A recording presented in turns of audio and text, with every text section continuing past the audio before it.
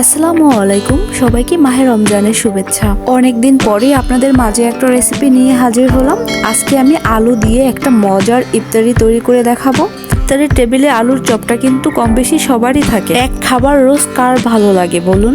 এই জন্য মাঝে মাঝে একটু রুচির পরিবর্তন আনা দরকার। ঘরের সামান্য কিছু উপকরণ দিয়েই আজকে বানিয়ে নিয়েছি দারুণ মুচমুচে চমক আনা স্বাদের একটা স্ন্যাক। এই স্ন্যাকটা আপনারা কিন্তু বিকালের নাস্তায় বা বাচ্চাদের টিফিনেও রাখতে পারেন। এটা খেতে হয় অসম্ভব টেস্টি। তো চলুন দেখিনি কিভাবে বানিয়েছি। পারফেক্ট রেসিপি পাওয়ার জন্য না টেনে সম্পূর্ণ ভিডিওটি সঙ্গেই থাকুন। প্রথমে নিয়েছি আমি 3টা মাঝারি সাইজের আলুগুলোকে আমি সিদ্ধ করে ভালোভাবে খোসা ছাড়িয়ে নিয়েছি। এবার এই সিদ্ধ করা আলুগুলোকে আমি খুব ভালোভাবে ম্যাশ করে নিচ্ছি। আপনারা চাইলে একটা কাঁটা চামচ বা হাতের সাহায্যে আলুগুলোকে ম্যাশ করে নিতে পারেন, যেভাবে সুবিধা হয়। তবে খেয়াল রাখতে হবে আলুর ভিতরে যেন বড় কোনো টুকরো না থাকে। আলুগুলোর সঙ্গে এবার আমি দিয়ে দিচ্ছি হাফ চা চামচ চিলি ফ্লেক্স, ধনিয়া পাতা কুচি দিচ্ছি 1.5 টেবিল চামচ পরিমাণ, লবণ দিচ্ছি টেস্ট অনুযায়ী। এবার দিচ্ছি আমি হাফ চা চামচ চাট মশলা,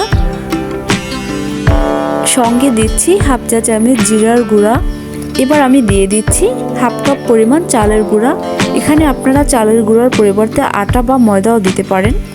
আর দিচ্ছি ছোট সাইজের 4 থেকে 5 পিস পাউরুটিগুলোকে একটু নরম করার জন্য 1 টেবিল চামচ পরিমাণ পানি উপর থেকে ছিটিয়ে দিয়ে দিচ্ছি।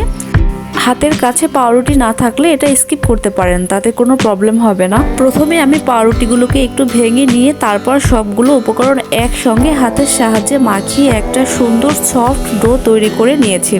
ডোটা বানানোর সময় যদি একটু নরম মনে হয় তাহলে আরও 1 পিস পাউরুটি মিশিয়ে নেবেন, বা চালের গুঁড়া বা আটা যে কোনো কিছু একটা মিশিয়ে ডোটা একদম শক্ত করে নিতে হবে। ডোটা যত শক্ত করে বানিয়ে নেবেন স্ন্যাকটা খুব সুন্দরভাবে কেটে নেওয়া যাবে। যদি একটু নরম হয়ে যায় তাহলে কিন্তু স্ন্যাকের সাইজটা তেমন একটা সুন্দর আসবে না। ডোটা বানিয়ে নেওয়ার পরে আমি একটা সমান জায়গায় একটু লম্বা করে ছড়িয়ে নিয়েছি, দেখতেই পাচ্ছেন। হাতের সাহায্যে খুব ভালোভাবে দুই পাশ এবং সাইডগুলো একটু স্মুথ করে নিয়েছি কাটার সুবিধার জন্য।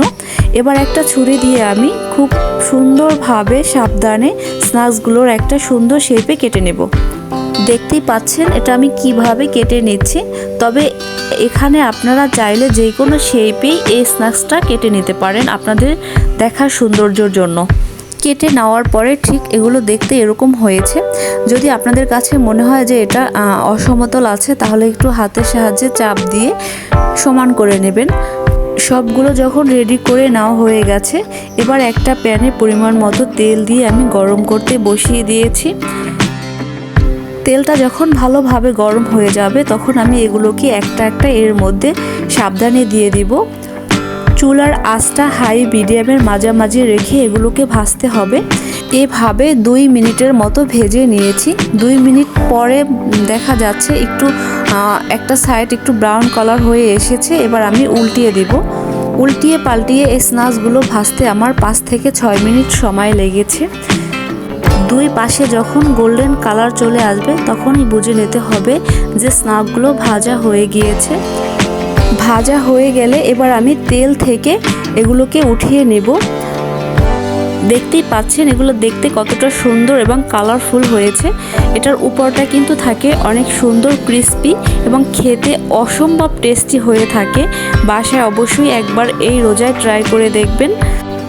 আর আমার এই রেসিপিটি কেমন হয়েছে অবশ্যই কমেন্টে জানাবেন। যদি ভালো লেগে থাকে একটা লাইক দিবেন। সবাই ভালো থাকবেন, সুস্থ থাকবেন। আল্লাহ হাফেজ।